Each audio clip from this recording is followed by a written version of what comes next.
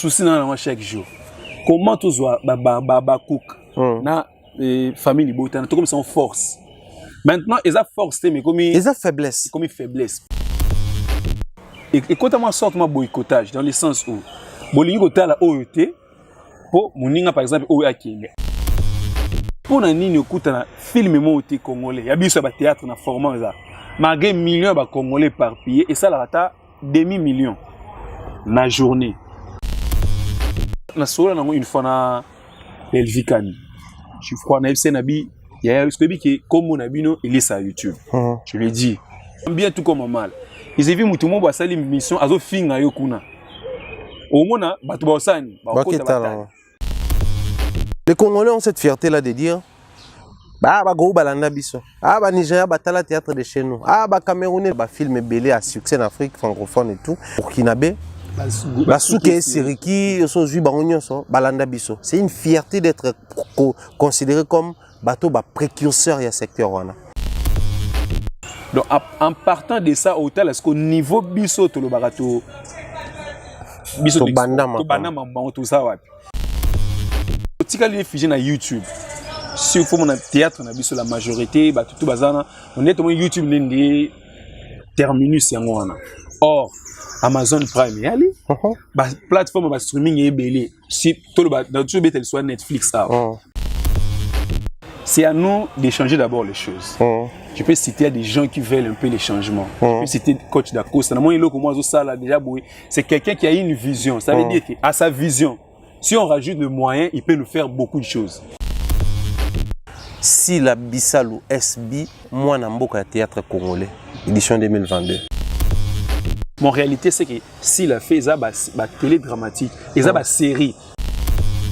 Non, c'est un théâtre à Kalano Lobby, où il va copier théâtre de chez nous. De chez nous. Il y a qui théâtre normal, mais il y a une caméra pour filmer. Ils ont pendant la norme et cinéma. C'est qu'on fait aujourd'hui, c'est le cinéma. Tout ça, la télé dramatique. Mais soit tout ça, votre théâtre, nous on fait les cinémas. Toi, cinéaste, toi, cinéma, acteur, artiste, actrice.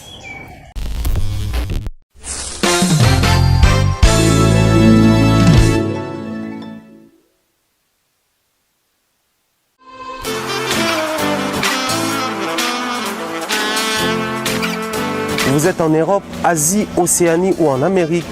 Voilà, aujourd'hui, c'est très facile d'envoyer de l'argent en Afrique. Tap Send. Tap Send, les moyens les plus faciles pour faire vos transferts en Afrique. Et surtout, en République démocratique du Congo et la République du Congo. Vous avez déjà ROCP là. C'est-à-dire, on de la maman, papa, mbongo, cousin ou neveu. C'est plus facile aujourd'hui. Tap Send.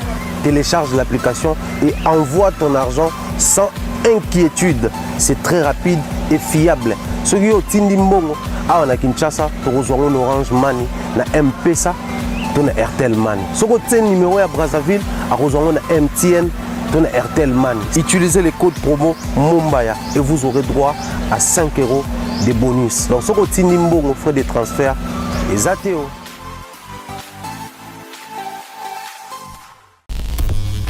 Très chers internautes, aimables téléspectateurs, bonjour et bienvenue. Nous sommes très heureux de vous savoir nombreux. Vous nous suivez partout dans le monde entier. C'est toujours le 27 janvier, mon anniversaire.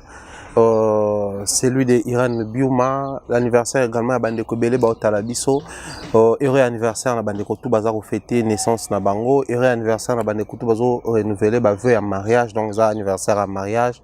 Heureux anniversaire à Bato za ba structure, bar restaurant, ba anniversaire et là mon Bandeko tout. Et merci pour vos appels, vos souhaits, vos messages, vos vœux, vos prières. En tout cas, ça me va droit na motema, c'est bien reçu. Et toujours le otep, toujours le amen, toujours le qu'il en soit ainsi, qui miezala et que les cieux exaucent vos prières, afin que nous soyons malades, mais surtout les souhaits pour ma personne et toute la team Afro-Gamba Télévision, tout réaliser. Comme je vous ai promis tout le bas qui Afro-Gamba Télévision, il faut tout permettre à ce que tout élargir champ. Sur ce plateau, j'ai l'honneur de recevoir un frère, un ami de longue date, qui est un artiste comédien. Cinéaste et tout, c'est l'artiste Iya Fifi avec qui nous allons partager ces plateaux avec joie et honneur. Je vous laisse suivre un extrait d'éléments concernant l'artiste Iya Fifi et on se retrouve tout juste après pour introduire l'invité du jour. donc soka o matika tam ki ka bemba moko pour o kiti e comme ni pour nous obéir on va faire tu ça va mais on va pas à l'aise oh non t'es o est normal o est normal t'es ya fifi zani lelo 40e jour lelo o mambo nga na omona lelo 40e jour hein lelo 5e jour hein ozo kita te ezaka boye hein tout dans la chambre ozo kita te finalement zani o mamninga na omona hein c'est normal te nini ya normal te même mambo nga na omona c'est normal te mais moto na nga moko c'est normal te moto na yo moto na nga moko mi problème bon moto na nga moko mi problème tu ko ganga kanga boye yo suzu kama so ganga kaka attends yo tu me banda ko déclarer mobile na nga bona bona eh loko na déclarer na nyo nzoto ezongi normal a bisco na episode na zena point moral mambo ton atali discours à chef de l'état na oni ezongi force mikolo nga mona ki na zongi bon loko eza sikoyo nzoto ne zongi sikoyo bien kitisa ngo sikoyo kitisa ngo sikoyo kitisa ngo sikoyo kitnabi kitisa ngo sikoyo.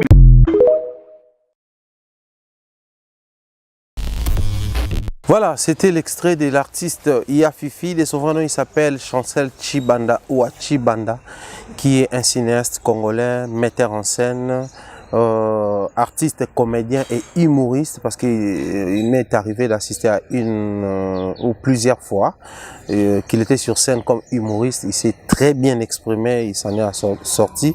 Pour moi, je pense que ils ont profil au photo PSAE. Malek, ça sur la réalisation, Glody Messa et au montage. Je m'en vais comme ça dire bonjour et bienvenue à Fifi. Thierry Moumbaya Pharaon, en tout cas, joyeux anniversaire d'abord, le 27 janvier. Isaiah Bisso, donc salut à tout le monde, bonne année, puisqu'il toujours comme janvier Zananou. Bien que janvier à tout, on est ensemble, on négocie 120 jours. Janvier à Zokola. Janvier à Koli, tout le janvier, à la 60, on est tout. Mais habitué sur le 40e jour à janvier. Là, on a 135e. Et comme on l'a eu, donc c'est une façon de saluer Batutu Balinabiso. En tout cas, nous sommes là. Je suis trop content de vous retrouver. Donc ça fait moins de temps que tout le monde a été. Beaucoup de tout là tout le temps, mais tout le monde a été. Puis il y a eu beaucoup dans l'année 2023. Je suis content en fait. Voilà, sinon les boulots et tout le reste, ça va? Ouais, ça va, Dieu fait grâce. Maintenant, là, vraiment, on reprend petit à petit parce qu'il faut le dire. Tant on a passé plus nature, j'avais l'impression, en fait, c'est freiner un moment. Ouais. Par rapport au Boussalo, on fonctionnera plus visibilité. Donc, plus de visibilité égale plus en actualité. Pour même Batbalanda, en fait, plus Moutoua Ming, on a l'impression qu'ils ont un succès. En fait, c'est comme ça. Mais ailleurs, artiste, ça un film, moi, quand même, peut-être une année, mais vous avez l'impression qu'il est toujours là. Mais par rapport au système d'Abisso, le coup, la théâtre, comment on compte chaque jour. Donc, plus aux athées, vous avez l'impression comme si tu n'es pas là. Mais pourtant, vous allez. Donc, c'est un peu ça. Mais là, déjà, on a repris. Bato balanda Abisso, basama, actualité, na page nanga, on a repris tout le mouvement qu'on reprend dans l'Abisso à sens. Par rapport à l'extrait que nous avons posté ici, le concept au fait des années, parce qu'on a comme l'impression aux mettre à la place publique toutes les réalités et c'est vivara.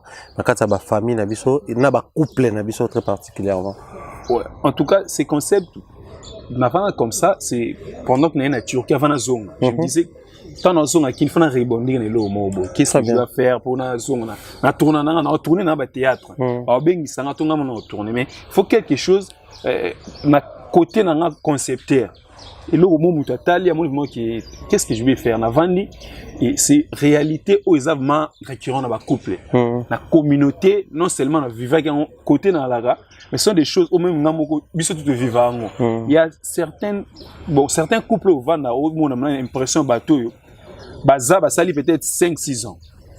Mais aux ans, un problème à chaque jour dans le couple. Mais au moins, on va toujours ensemble. Et on peut te côté des problèmes ils persistent mais qui n'étaient pas séparés mais tu vas le voir que tu vas vendre continuer. C'est-à-dire que maintenant on vit avec nos problèmes et ça maintenant réalité il y a la communauté na biso. C'est pour cela que je me suis dit qu'est-ce que je peux faire, qu'est-ce que je peux rapporter au moins touche certaines personnes va vivre parce qu'aujourd'hui te belé na ba couple ba ko tenir. Très bien. En fait le vrai message que je vais donner aux gens, c'est que le problème est qu'existe tant qu'on vit. Parce que beaucoup de personnes, dès que moi, c'est tout un jeune couple, bah comprendre que le couple, les a le rôle à combat MMA. Donc, comme na ring, na boxe, en tant que toi compétiteur, Ata Bundi a gagné champion, a eu titre. Alors, on n'a pas que ce soit Bunda Kaka. Très bien. Et même pour le couple, donc c'est juste en fait qu'on conseille, surtout les jeunes ou bien les sous-soupés, qui a un problème au yo vivara, l'autre n'est pas vivant. Très bien. Donc déjà dans le concept, moi on a début tout banni biso mi balé en fait pour élargir en haut. Ah d'accord, c'est d'ailleurs ça allait être ma question. On a mis tout qui et vous allez kaka na coffret wana ya format wana to bozo compter quoi élargir. En tout cas, déjà je remercie les gens, la réaction bah tout. Je m'attendais même pas à ça peut-être tant que tout banaki en haut. Tant on a concept, bah réaction ça la peut bien qu'on fait quelque chose, bah retour yaka. Non seulement il y a bah fans balanda, mais entre biso puis artistes. Partout on a des artistes, on tout le concept. En tout cas c'est bien fait comme ça. Déjà prince là maroute et bisanga mais yo ça na ba concept belé. En fait j'ai l'impression que souk ça ngo kaka abanzela. Il m'a dit ouais on a ba concept. Tu es fort dans ça mais au kena musique te so bando simbi na bino. Et il fallait voir maintenant comment élargir parce qu'il coupe les habits sautés. Il y a la réalité belé kané na lobby. Tout le monde a ba saison coup du thème na ba épisode ya comment tu fungola ngo ils a ka bisoté parce que couple ya Mumbai ça n'a pas problème na ba réalité na vous allez voir tant on bino peut-être réalité ya couple c'est de l'argent par exemple plus mongo ils a te ba soana moment na couple il y a aussi l'argent mais les gens arrivent ba soana mais mongo ils a pour tout ça quand ça peut-être que c'est par manque d'argent que couple est en harmonie par exemple bon que na couple où il y a tout mais les gens ba ko vivre raté bazanga ko soana donc ce sont des choses tant que tu as humain tu vas surtout cohabitation de deux personnes le problème est nous ala kaka c'est un peu ça ba base na ba épisode les Holanda ba moi na ko élargir en auto mais un peu ko ba ça artiste mususu ba pesa payer moi force sur na projet force na projet wana mais ça me rappelle en fait les projets me rappellent mon séjour à Brazzaville tant on a acquis dernièrement à Brazza concept et bandit, on regardait ça parce que nous on a les amis autour de Bango, on est tombé sur ça na TikTok. Mais c'est toi et Fifi, oui c'est mon frère et tout ça là. Ah ok. Mais il y a un projet, il donne banda qui wana ou comment, c'est quel projet? Alexandra projet pas une vidéo virale de toi, c'était lors d'un tournage à émission. Il y a qu'est-ce que je dis? Il y a film. C'était toujours avec grâce. OK. Place mon bolia. OK, babi eutaki wana to ndengeni parce que vidéo na ekota na ba page ekota na TikTok, Instagram partout. En fait la vidéo c'est qui dans film et donc c'est une partie à filmer na moko tourné en 2021 sur ma chaîne ya Fifi TV. Toi 2021 non 2 ans mine de rien. 2 ans cette vidéo mais au moins comme virale. C'est une actualité. Et une actualité na mon ba page ba gizma wete ba ko tindela ko ba to basala ba challenge nango na TikTok. Tant TikTok ezui moto. Nazala ne makasi na TikTok te malheureusement pour ça en fait tout le temps te na TikTok. Mais na comme on na ba ninga msu ba tindela oh ce que ta ba tindela mais loko na sala ngo kala. Moment na qui en fait y c'est tout phrase là qui on a bon. Je peux dire une partie à idée wana penaka ate. Et en fait et meka ko enrichir na tanto na okomato na concevoir qui une partie à moi séquence wana ekoki ko fungama très bien artiste la séquence moi muke soza penza makasi na imagination oko fungolango okomisa ngo pe film. OK partie soza muto azavement un bon scénariste si tu so ça là il y a différence nous soit ça là ba scénario juste ba film muza je peux dire ba drame mais nous na drame et puis na comédie. OK voir je pense qu'il va battre la barre avec Aïda. La série je suis le concepteur na ça la scénario mamutu tout peut-être ba mon ngo kaka et son façon on écrit ces scénarios na comment de faire un téléphone kabo je peux rester comme ça moi non il faut te tourner quand après ça radar te tourner jeudi wana faut tu n'es pas acteur ni donc une fois qu'on a eu téléphone dès que na lo ba on peut enregistrer kaka enregistrer des séquences mamutu il faut faire x c'est comme ça donc tu as un téléphone avec ça audio on a tindela awa to check comme ça comme ces oya so un peu la force na biso tout ça ba scénario ba scène comique na na facilité ya elo moi mukie o c'est qui na élargir même ça na peine bon bika ba ngolo dévoiler elo mo bo na biso pharaon tout ça en 2022 na film moko y réunir ba comédien parce que j'avais l'impression plus ba film na biso ça constat tout ça là ba film au moins l'esprit au moins à l'époque ba CD nzonzing ba film genre ba kokoso oza 100% bo c'est ka onde ezala penza biso mais habiter sur votre balcon tu vois plus na ba frika ya société oui c'est bien bon mais faut pas roboter les côtés puis ba tout bien ba artiste ou ba scénariste c'est ça ko ba tout ba c'est pelanter pour nous seka d'abord ko c'est déstressé tout le monde ba bilo mona mutu bilo ebele ba film monsieur j'ai l'impression on est plongé les sous ba tout kana ba ma mutu vivre vraiment mobo amour raisonner mais au moins il faut mutu avant 1h de temps mais 45 minutes puis ba seki j'ai l'impression que ba film on a tous ala nango sous à part ba gag ba tout ça ba gag ba tout ba reprocher biso ben insanité la plupart des gags tout comment retourner les gens nous reprochent de la plupart qui ba gag na biso comment plus ba insanité plus la scène mobo batu balaka l'aise tant batala en famille et ça parmi ba reproche ba no peut-être nous ali banda tu vas n'écouter un baba ou tu as dit que moi ba théâtre na minu ça bien mais tout comme ba théâtre on a du mal à regarder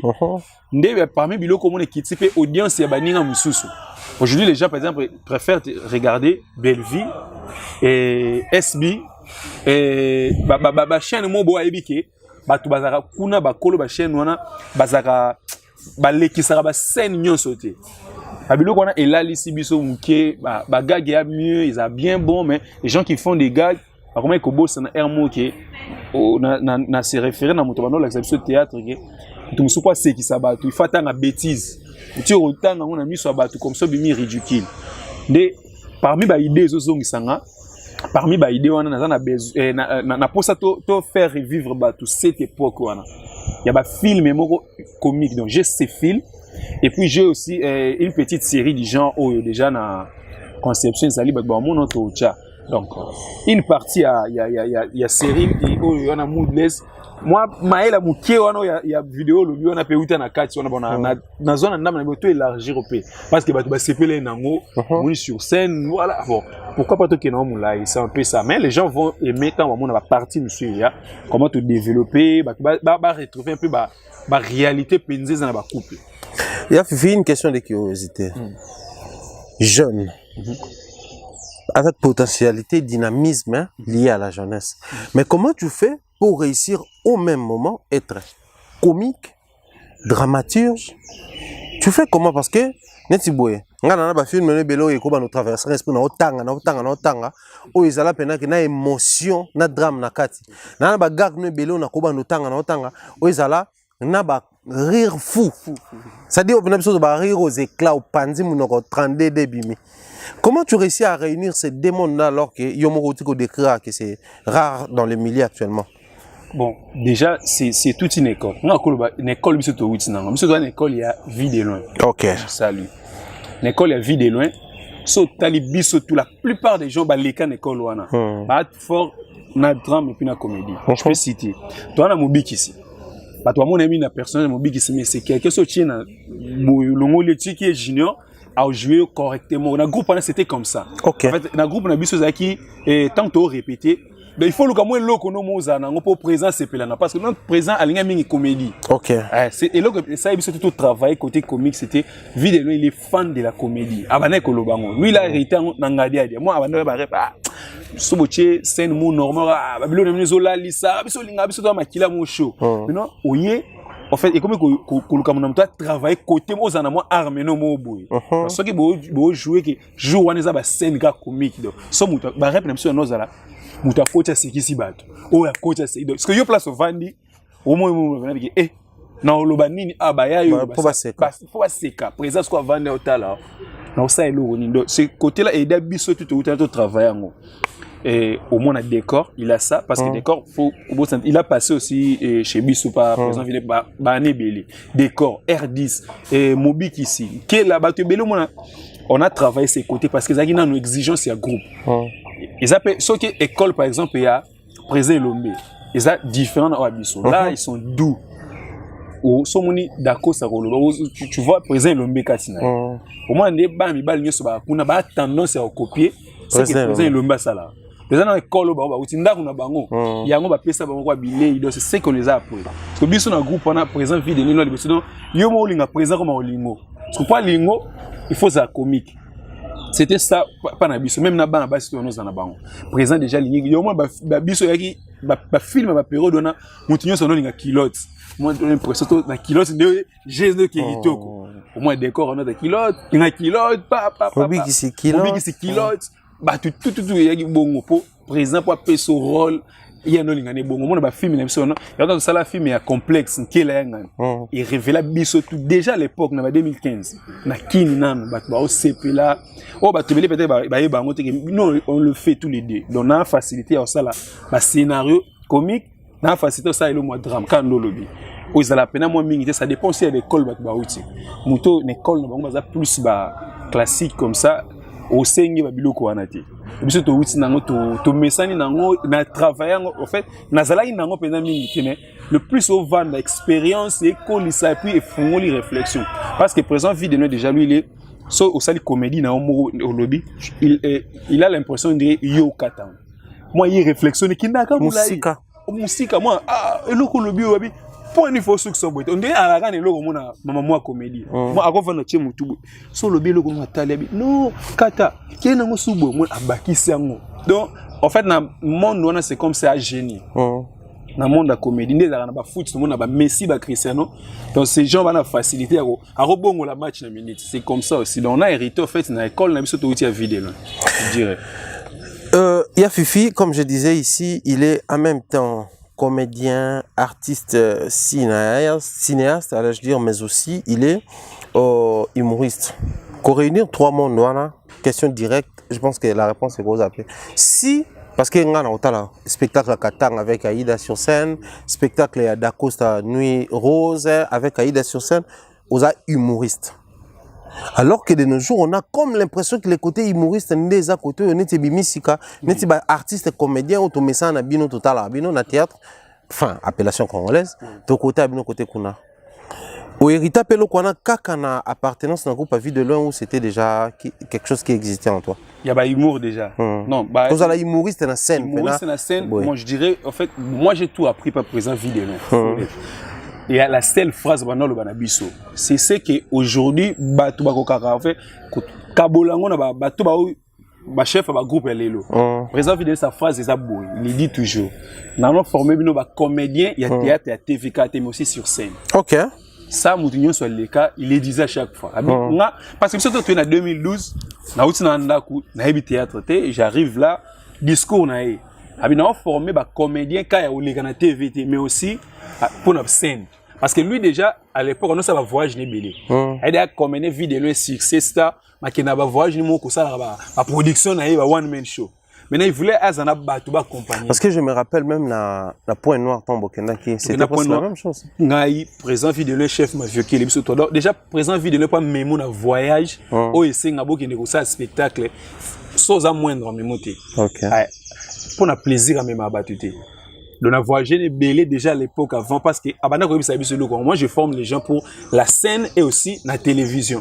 Il faut à la fort et puis abana pas ça la technique il y a scène. Baby loko ça la on a quoi devant public à 10 000 quoi se démarquer parce que il faut savoir que ça énergie mon boy na scène tant boza na on se rappeler que pour présent vidéo na boye que spectacle mon na ba Congo na ebisu ville en té to yanzela to mela sabato pendant le bas tant où il faut beloni no yo sala parce que à côté c'est une distraction mon boy mais si tu à 1 heure avant ton matin tu es bello to ça té à part moi tout na ce que ni to qui to ça ni ce qu'on a tellement tout na bino moi ngana bi sino prise neto matin to ça spectacle mais à ebidelo ya sala ayokio c'est par elle roi Jésus Christ en fait elle ba disciple belé à comment est-ce que pona abidage ba voyage ya muto memate à comment ko yisa biso ayi na voyage non memete parce que na scène moi soit aussi si scène c'est ça ba jouer boy moi les côtés nous on n'a pas fait l'ina.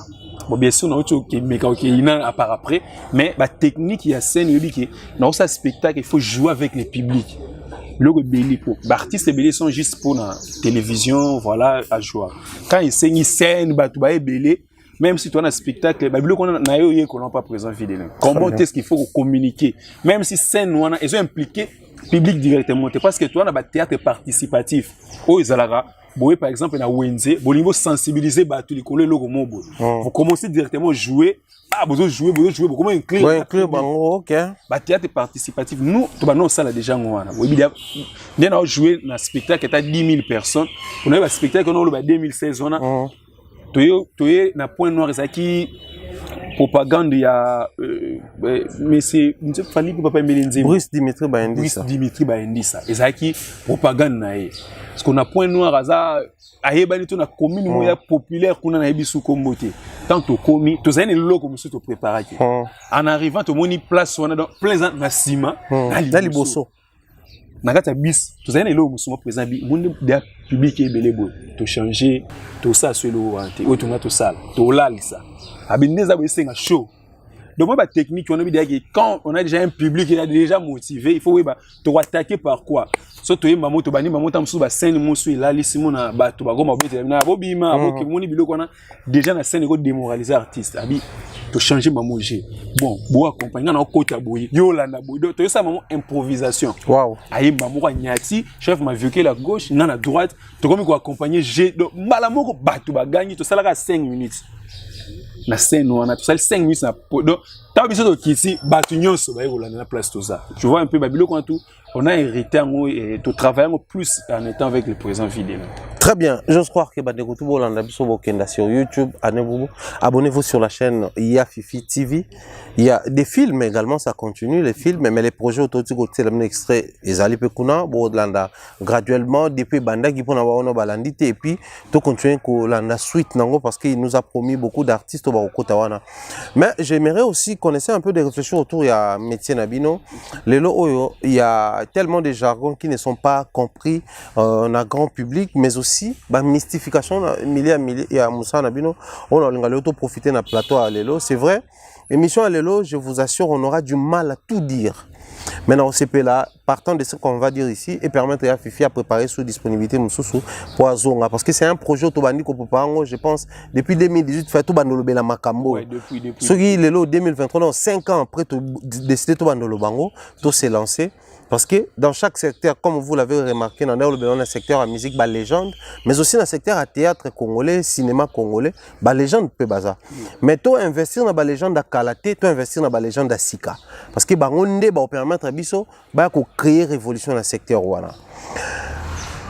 Les Congolais ont cette fierté-là de dire bah go balanda biso ba Nigeria batala théâtre de chez nous ba Camerounais le mitumba avec structure na ya osala ba film belé à succès en Afrique francophone et tout ba ndeko na biso ba on atala mingi ya ba Burkinabé ba souké siriki so zui ba onyoso balanda biso. C'est une fierté d'être considéré comme bateau ba précurseur ya secteur wana. Mais j'aimerais que nous essayons aussi avec toi puisque tu as les talents et l'intelligence, aussi la matière, tout traiter dans nos matières à réflexion. Dans le théâtre congolais, surtout Vandi Tobandi sur Lelo. Par exemple, l'actualité autour du théâtre na Ménin Tuezali, si la Bissalou SB, la maman des Abakouk, sacré moi Namboka théâtre congolais, édition 2022. Ça fait parler la toile. Les uns sont d'accord, les autres sont contre. On nous cite Elombe, on nous cite Bellevue, on nous cite Belo, Baza censé Bazoa trophée partant de ça. Mais avant tout côté, j'aimerais qu'on essaie de réfléchir.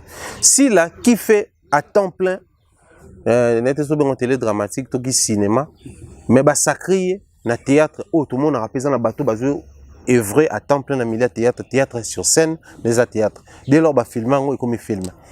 Comment on explique ça? Déjà, bon, tout le monde a une structure normale, ils ont trophée à théâtre, ils ont trophée à cinéma.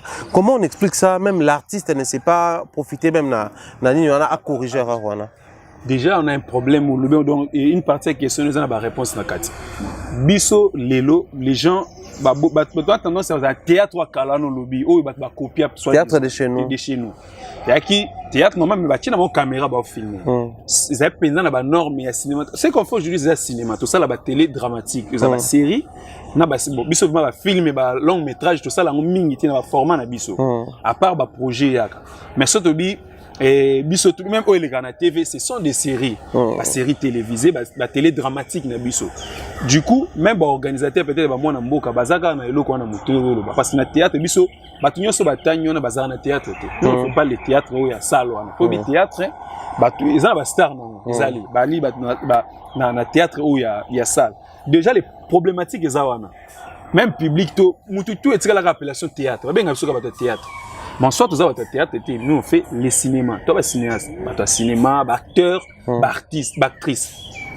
Mais déjà, ça fait combien d'années il faut qu'on lave dans nos bateaux, qu'on a monté l'eau, pour que nous ayons une logique. Tout le monde a un peu de erreur côté bon.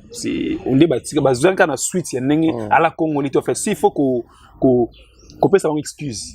À la Congolité, les Congolais, voilà, va continuer à faire théâtre. Mais en réalité, c'est que s'il a fait ça, la télé dramatique, et ça, la série, nous tout à l'heure, la maîtresse d'un homme marié ailleurs, et nous, nous, nous, Congolais.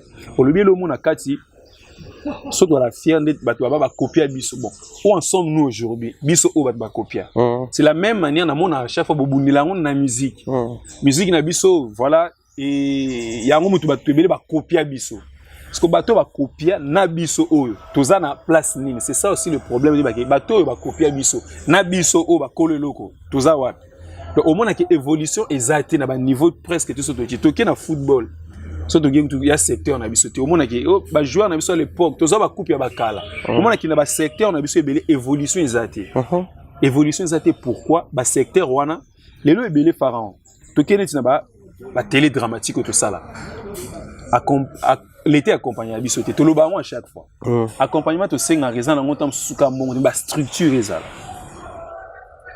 est-ce que ba fond net ba fond ya promotion culturelle wana ngaso na ki kuna est-ce que wa si pena ki ba tchaka eloko mobu wana pour normalement moi je peux avoir un projet net en abete j'ai un film à tourner au pour nanga il faut réunir ba comme na biso na l'impression que ba film ba CD ba manquer ba pour qu'on a manqué 100% même na ba catégorie ba film dramatique ba film thriller où il y a la guerre so même so qui na ba Netflix ou beti total la film thriller film western tout ça il y a ba catégorisé mais film fiction zali oyo ba to balinga ko évader ba esprit na bango ta ba film il y a extraterrestre le moi bongo ba film chaque catégorie ça est-ce que biso lelo ezala lisusu ba biloko ba catégorie wana nyonso to sangisa nana besoin de temps à une époque où tous allez tout ça filmer il y a comédie 100% pas comique film c'est un budget mamwebeli est-ce que l'été quoi accompagner non déjà bah structure ministère de la culture bon je sais pas existe en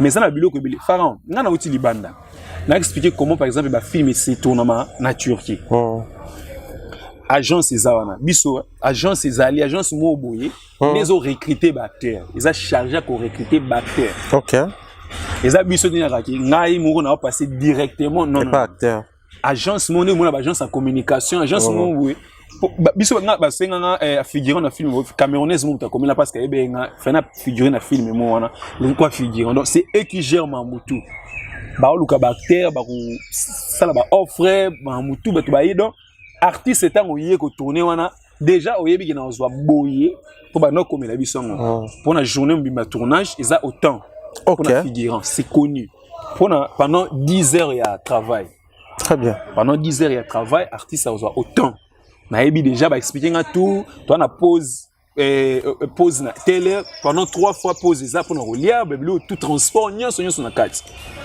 environnement tournage n'en parlons même pas.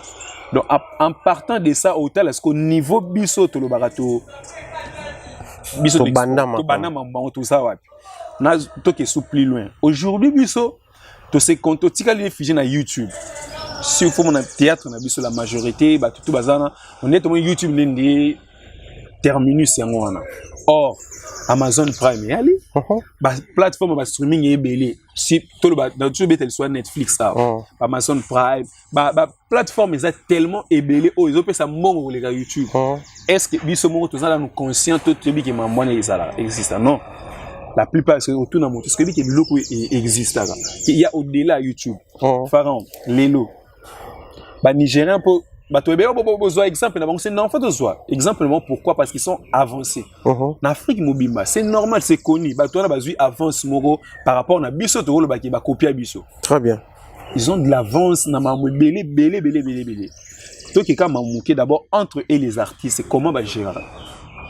Na mon film et artiste et bimi. Pour moi comment ba tourner ba ça là millions de vues et à magité. Pharaon sali film na bengi biso 10. Tous les 10 personnes wana tant au film au bima ba tout nyonso ba censé fois ça là en publicité propagande en fait. Bon biso fa lobela en communication tout autour à film. Et à la période moko tam sous film so que bima na ba salle. Oh, biso déjà dans le système on est à la télé. Nous on n'a pas déjà des films qui sortent dans des salles. Depuis belle lirette mais moi ba salle où des à la télé.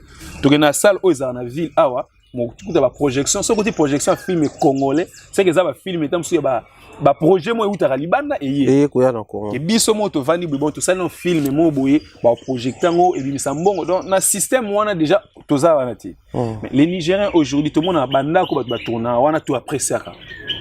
Banda qu'on a la plupart mona mutu muso atie na kuna location po biso to mona ngo kaka bana banda kwa bien mais il y a des gens ba structure o mutu muso atoni ne kaka moi cité ne mo boye banda o ba ba ka ko louer to ba tourner ba film mais dis-moi combien de mécènes toi na bango o ba penser à sur ça même si tu souffres na mamutali banda ko ba bi que so ta théâtre sauf moza mutu tala ngo mingi mo bi na théâtre banena ndako oyo après longwe na ngo c'est que ba kolonda ko ba bengani bien. Wow. Ouais, bah kolonda ba bengani bino ba sepe na bosuti na ndako na bango. Soit moi si mutu apesa bino ndako mingi mi basi ba pesa. Basi loko ba linga te. Moi si apesa bino mobali ayebete ke mobali oya, mobali kokoma komi to mona même babi tala boy facile nga biloko nyonso. Ndako apamba batu ba kabela bino ngo. C'est un problème na communauté. O senga batu ndako. Mais le même personne va critiquer biso ke bosa ba théâtre na bino na ba pamba ba ndako bien te. Or dans le théâtre, oh, muto riche, oh, mon histoire est bien bâtie, mon réalité. Balobi na histoire, oh, papa, moi, ça millionnaire. Bah, peser, bah, mon film, 1 million, on a 1 million. On sait tous ça, muto millionnaire, on a fait une lac, et bah, on a train de vie, et bah, toi, on a Niger, on a ZAD déjà avancé, on a biloko, donc, il y a un problème, aujourd'hui encore.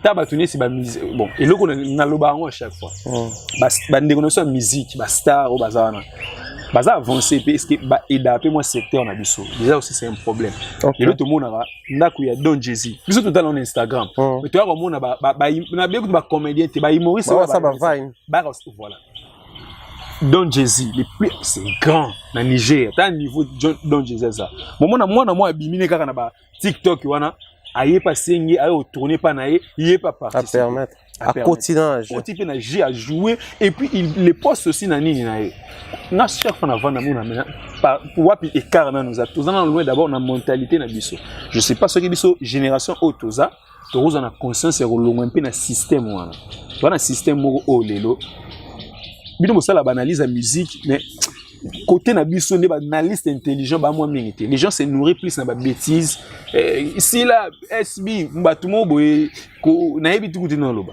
bato bazo atteindre pour réfléchir qu'est-ce qu'on a besoin aujourd'hui l'état accompagne à musaloté mais pourtant culture oyo et qu'on s'en sorte qu'aujourd'hui nous sommes en guerre na Rwanda et le président bazolo bango bato nyonso mais meilleur moyen d'attaquer bato dans la culture oyebi yango les américains to ba na ba guerre contre bato moi même na ba film na ba orienter histoire que Mamba Ben Laden c'est à dire que déjà na mito bato ba laver bato déjà que américain ba gagner ka ba terroriste ils nous ont montré ça parce que culture apporte à quoi quand on dit colonisation culturelle et apporte à tout dans le secteur à via bato aujourd'hui les Nigériens ils ont colonisé au que musique na bango et après ba film ouais surtout dans les années 2000 tant filmé non et bana artiste nigérien à part la musique chrétienne un certain Sony Okongsun nzé moment na mingi na chaîne Sony Kafuta c'est le seul na noyeba après tant comme une vague 2007-8 les P-Square colonisation et d'abord à partir de film parce qu'à l'époque où on regardait Neka Karishika on ne connaissait pas les musiciens. Pas les musiciens nigériens, je savais même pas et puis so remarqué à l'époque on a ba film na bango ba séquence ba musiciens na biso ba ndeko beta ba Kofi ba beta ba Mario ba Luambo beta kuna surtout ba film ba année 2000 wana ba Willy Longomba à l'époque il faisait mais aujourd'hui au tala kezala li souté c'est-à-dire que et à côté moko colonisation au ba pesa biso culturellement et laver ma biso au tala na niveau construction aujourd'hui on t'a tongana ko biso tongelanga lokolo construction nigérienne ça dit de l'autre côté ba il en avance tant que mutala ngomingi plus c'est que miso mutu etala neuron ezo capter yango mutu molinga kolata bana basi na biso échanger à partir de la colonisation aujourd'hui l'état pouvait accompagner ces mulis à théâtre. Tout ça, guerre, na Rwanda, il y a bien. Comment? Moi, je suis TVA, et ça projet mon pas. L'État soit à ça, par exemple, chaîne na bisomoko. Chaîne moko uniquement dans ça va RTNC. Chaîne uniquement quand il y a théâtre congolais. La chaîne on satellite. Les autres termes appellent Libana. Maintenant, biso tous autres teka. Et ça la gaba kinoate. Dans la province nyonso, tout à fait richesse, tout ça guerre au bien. Pour guerre tout ça là, on a l'impression d'après moi, des guerres plus mine les baby na bango guerre comment que ça se passe. Bana bango quoi appuyer Rwanda indirectement, ils font des déclarations. Maintenant son matraquage côté. Mon to senga ba musicien ba lobelango. Et renverse la tendance. Et renverse ça. Au monde que lelo aujourd'hui tendance est bien changer. Ba comme quand même peut qu'on condamne avec hypocrisie. Mais imagine toi dans secteur na biso ya cinéma, tu dois attaquer à chaque fois pe na ba film na biso to orienter ngo pe que ba tu comprendre histoire comment est-ce que Mambozo leka. Et changer beaucoup, mais l'état dans secteur oyo azarande à betango kara. Secteur à cinéma. À betango kara. A maintenant ce que biso mo auto tikali ba acteur tout ce qui est na distraction il y a vie à YouTube. Ya Fifi, cette distraction là d'ailleurs na qui na kotan le royaume meminga wana merci beaucoup. En tout cas, na kotan officiellement. À l'interne, c'est vrai à l'externe il y a l'État, il y a la responsabilité gouvernementale, il y a la politique culturelle que nous dénonçons qu'ils aramala moté. C'est vrai, on fait appel na bakonzi na biso ba mais quand on s'est penché côté wana et tout, mais à l'interne ce qu'on côté au monde que c'est vrai, aujourd'hui, il y a la politique culturelle au Nigeria. Les Nigériens, aujourd'hui, ils ont cette mentalité de consommer légalement.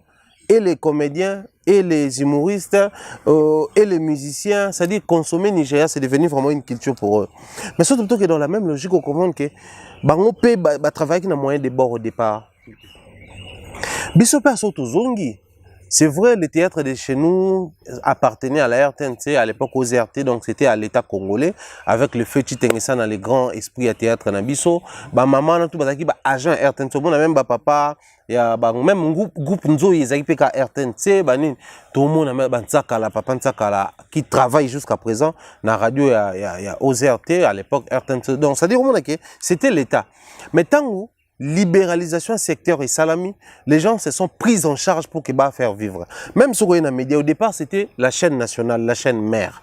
Maintenant, on va libérer secteur, au monde que bah privé, bah qui va se prendre en charge, ça donne il et le YouTube, on se prend en charge, auto-prise en charge de côté. Mais les artistes et comédiens aujourd'hui, par exemple, ça parle des les abakouk de Silabissal ou la famille Libota des Belleville Kandila Patrona. Alors que les deux dames font abattre un grand travail pour notre culture. Mais comment est-ce que les artistes pensent pour maximiser Kotuana? Comme ça, on utiliser pour les YouTube, oui. Mais prochain sujet, tout le monde ça fracasse. Comment est-ce que les artistes comptent s'y prendre pour que comme ça soit lingue et comme bénéfique? Ça aussi j'en appelle aussi la conscience collective. Il y a aîné dans la grande sœur na biso batalara et peut-être je pense que mission batala mo ilana. To me camper le bilo comme c'est ils ont un souci dans chaque jour. Comment tous ba cook na famille botana comme ça en force. Maintenant, ils ont force, mais comme ils ont faiblesse. Comme faiblesse. Pourquoi? Parce que ça, c'est pas les artistes. Les artistes, ils ont avoir déjà des grandes fanbases. Ils ont une fanbase, il y a eu beaucoup. Parce qu'aujourd'hui, si la soit chez loco, SB, alors on a besoin de partager. On a tout le monde motivé à gagner l'autre camp. Maintenant, le mal avec ça, et quand on sort de boycottage, dans le sens où, bolingo à la OET, pour mon par exemple, OET. Or, la communication, il y a artistes si par exemple moi j'ai dit et les abakouk et famille Libo t'as consommé par exemple mon nouveau film toi on a facilité dans le banc il y a aussi la table à demi-million à vie parce que remarquez dans le banc on commentaire chaque fois pour na nini écoute un film monté congolais il y a bien sur théâtre na format ça malgré millions de congolais éparpillés et ça la tata demi-million na journée. Ok, Moussika. Ata 200 000 visas en 24 heures. Pourquoi? À cause de biloko oya quand X na quand Y. Et Vanelli Siko, l'artiste va comprendre que et comme une distraction, tant que nous s'est penché dans coin. Bien sûr que ils ont fan base, mais ça, ils ont potentialité oh déjà ressources humaines moi et début sur lobby parce que tant que comme mamu ya streaming jusqu'à dans na YouTube na si dans le bango c'est comme na mamusko ya go streamer sikoyo je pense que tu film par exemple botekeli tout ba e baraté ba ndeko mususu na ba Netflix wana ezaka tant que tu film ba kontara ndenge projet koti tout monaka projet za numéro 1 na tel pays na telle ville. Et comme numéro 1 na maloba boité et comme on travaille communication bo salisco force onyo so bo sangi santo fédéré force wana à Bakouk famille Bota maintenant moi je dirais aussi ba to bo mango ça c'est ceux qui sont au près à artistes pas eux-mêmes les leaders mais ba to baza pemela ba to musu baza tout autour pourquoi on est bon en fait mutunyo selinga ba si c'est mutunyo selinga peut-être ba adorer gauche droite ba accélérer mais est-ce que biso tout autour ya ba artiste baza force na solo na une fois na Belvikani. Je crois que FC Nabi, il y a ce que comme mon abino, il est sur YouTube. Je lui dis, comme mon il est sur YouTube. Ça veut dire quoi? En bien tout comme en mal. Ils ont vu tout le monde va salir mission à zo finga yokuna. Au mona batu basani, de même ceux qui muto ani ko finga si là. Au mona batu basani, ba koti bata, ça dit que les gens sont plus motivés na bêtise. Parce que l'artiste c'est plus bon ba ça la stop na mwana te. Aujourd'hui, ils n'ont même pas besoin de ça, que Batoumo va finir en Batoupo va battre. Parce que plus on va diviser, ils ont faiblesse. Parfois, nous on a divisé dans la faiblesse. Pour lobby, tant qu'on est comme un macam, il y a un projet, mais c'est là vraiment il y a vrai alliés. Au moins que ils ont souffert pour mobiliser Batouba Talate. Pour notre streaming, ils ont marqué un film côté et un numéro 1 à Kin. Et comme un numéro 1 taba congolais ba otalango ba to boye. On a l'impression plus au monde na ba soigner na bon film na ça là 1 million de vies en 2 semaines. Côté baba côté le famille les bota ba soigner na po film ba to ebeti 2 millions côté ebeti 2 millions par exemple. Or na réalité na YouTube ba congolais ka ba même ba to batala côté yo bango ba ka ba boli côté je ne sais pas si vous comprenez. Na YouTube na biso na configuration. So kutani na ceux qui par exemple ils ont 20 000 abonnés, il y a 10 000 nanga, ata 8 000 moba même abonnés na yo. C'est-à-dire ce sont les mêmes personnes, ils sont abonnés na droite, basa abonnés personne à gauche. Maintenant les artistes n'arrivent pas à to capitaliser en haut, to comme ça force au lelo lobby et pesa biso auto luka. Pharaon, l'actrice ana mongo belé en Afrique eza Geneviève, je pense la Nigériane Geneviève Nanji. À comment tant que tu Netflix film Lionheart, je pense que Batani est à Netflix. Lionheart c'est dans le 3,5 millions. Tant que tu Kango total en terme il y a bien officiellement. Lionheart c'est peu fumoli. Et si je me trompe pas, budget Lionheart c'était dans les $100 000. Hier Abimisi a produit après elle est allée vendre dans Netflix. Bon, Netflix a son babilo directement téniti parce que Netflix, si vous avez bon il y a des associations, des structures qui va proposer qui a des démarches pour connaître un contrat parce qu'un film normalement c'est de tourner ensemble un contrat. Tu vois, tu es entre amis, bah personne un peu mongo qui na yo. Au foot mais pas mondele c'est pas comme ça. Mutunyo soit tourner fatigue à l'inzaka na pour lobby à poursuivre teta musuki. Netflix a déjà filmé na na bon net au Canada. Donc on a que ba contrat ba tunyo sur Netflix ça va contrôler mambutu. Ba eni na biso bazana ba capacité au sama mwana est-ce que baza au courant que Togo ça sous mon ebele koleka. Pour lelo Belvis je pense que en Belvina, en termes, il y a Nengi Mamoko Tara. Ce sont les deux actrices les plus riches au cinéma. Mais ils ont les acteurs. Donc, on a vu surtout en termes, par rapport à en termes, il y a Nengi Baokoti ça. Parce que dans YouTube, aujourd'hui, Belvis est dans le 1 million de vues après 2 semaines. Cumule les films. Même on a si là. Et alors, Belvis, tu enchaînes. Ça dit que sans ces marchés, ce sont les deux actrices les plus riches. Et aujourd'hui, rapporter quand même, moi, Révolution, c'est-à-dire que les foot un peu bien. Tout ça qui est côté, ça se paye bien. Et Batum Soupi Babaki Sami. Mais aujourd'hui, avec eux, est-ce que Vision Moïsa qui est bon, tu conquérir la plateforme. Avec Bakouk, na famille Bota Auto, comme ils ont force, un film est tourné par exemple, au si la Belleville, un seul film. Coach on a Netflix, mais tu bombardé côté on a. Imaginez-vous un seul instant, un film bien écrit, voilà, si la SB en tête d'affiche et les autres parce que biso tout ça les beaux qui film attend Amazon Prime. Communauté na biso ce ko ça la propagande ka ba to ba côté YouTube ce ko ba qui ne streamer ce film.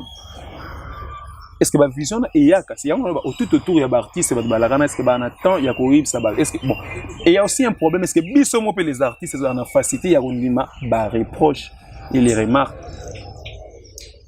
pour tout comme ça force on a beaucoup pour juste que comme une faiblesse parce que toi divisé le cinéma est divisé parce que il faut le bien côté donc ce que le bien m'a bien côté mais les fanatiques là ba talo te yo côté OK sonné signal bon pendant na lobeli ka déjà ba peso connotation ba là dessus étiquette déjà yoza famille bota so lobeli koto yoza abaku tu vois place to commune na katika tu wana tu es obligé aux naître na kati la vérité monsieur peut-être olingo lobango te pour or pour na bien na biso tu ya musala oyo moi je pense que ce sont les deux forces les lots l'été abandonné biso pourquoi pas tout s'appuyer na autres comme la force justement on a tout les moyens de bord la force c'est bon, entre nous, soit dit artistes, on a besoin moins d'aller.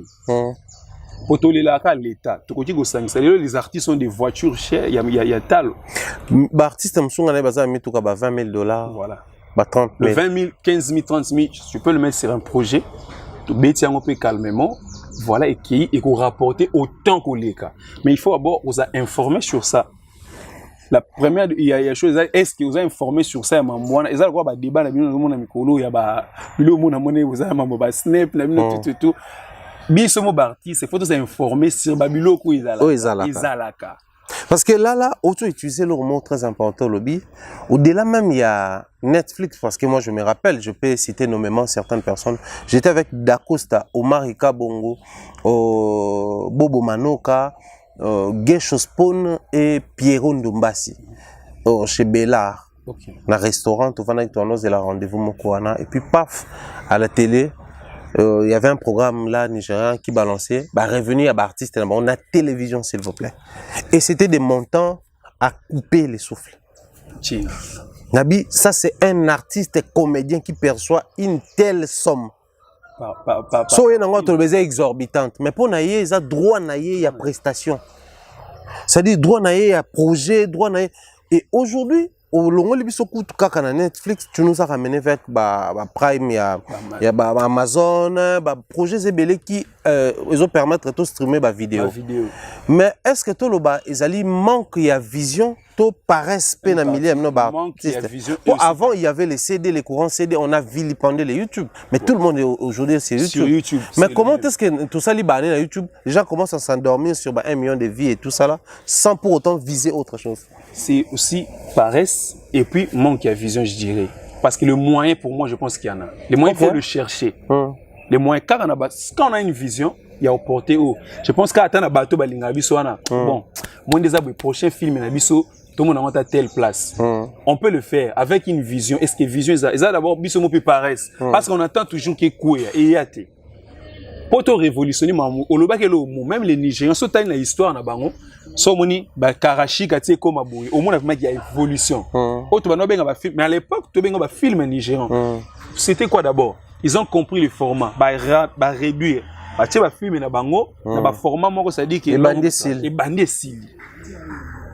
Wana biso tu as un système moi déjà film et bandits style. Ceux amis 1 2 3 4 style. Système c'est-à-dire ils ont ramené quelque chose et permettre que du nouveau. Est-ce qu'aujourd'hui on va se limiter la guerre autant de millions de vues ou bien il faut même loin par exemple moi na code par exemple 10 000 bien 20 000 na YouTube. Est-ce que je me limite? C'est parce que j'ai dit les moyens il y en a. Ça demande aussi de la vision puis tout autour.